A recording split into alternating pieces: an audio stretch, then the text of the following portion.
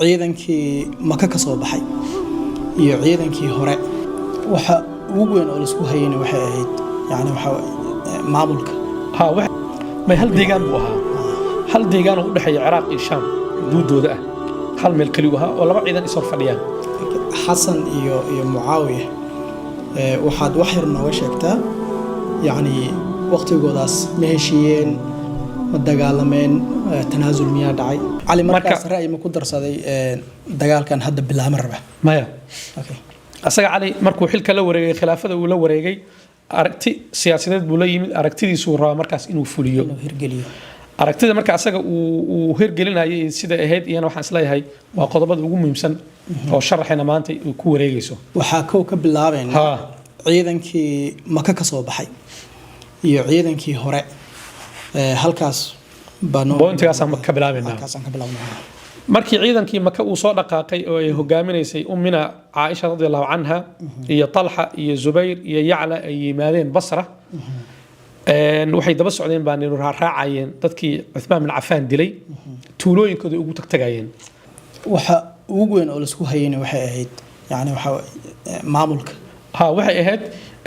khilaafada aطيع Muawiya maxaa la yiraahdaa khilaafada islaamka soo hoosgal Ali bin Abi Talib la mubaayacood ciidanka iyana dawladda soo gali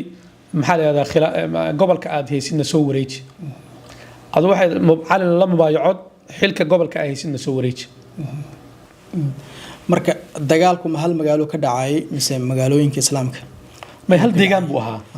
hal deegaan oo u dhaxeeya Ciraaq iyo Shaam duudooda ah hal meel kaliya ahaa oo laba ciidan isor fadhiyaan wax ma ka sheegi kartaa sheekhina dadkii hogaaminayay kooxdaas dadkii ugu weynaa waxa kamid ahaa Cabdiraxmaan ibn Muljam waa leaderkii wuxuu ahaa hogaaminayay wuxuuna kamid ahaa dadkii Uthman bin Affan dilkiisina ku jiray marka nimankii odayaasha ahaaba si هوري أوديستي ضد بيكعيان وحلين محاولين شيء إني علي بن أبي طالب وحو تحكيمي ضد وحو ديدي حوله معركة الجمل إلى قاضنا إن ما كان وحو أركان مسلمين أبي مسلمين محاولة دجالة منا في النظر سكعيان مالك صدي في النظر يكعي ضد صرعة وين ما يوح مجرده حسن iyo Muawiya waxaad wax yar nooga sheegtaa yani waqtigoodaas ma heshiiyeen ma dagaalameen tanaasul miyaa dhacay wax yar hadaan noo tilmaami karto وهرون مع الحدقو مركو حسن بن علي بن أبي طالب حلك أو لو ريجي أو لقى ريجي مدحوينها مسلمين تأه عراق بو فديي كوفة عن عاصمة واحد معاوية ولي وحده جوجا سان شاغن الشام بو جوجا لح بلاد بو معمولة خلافة علي حسن بن علي بن أبي طالب لح بلاد وحالي هذا مؤرخين توحي هذا وفكري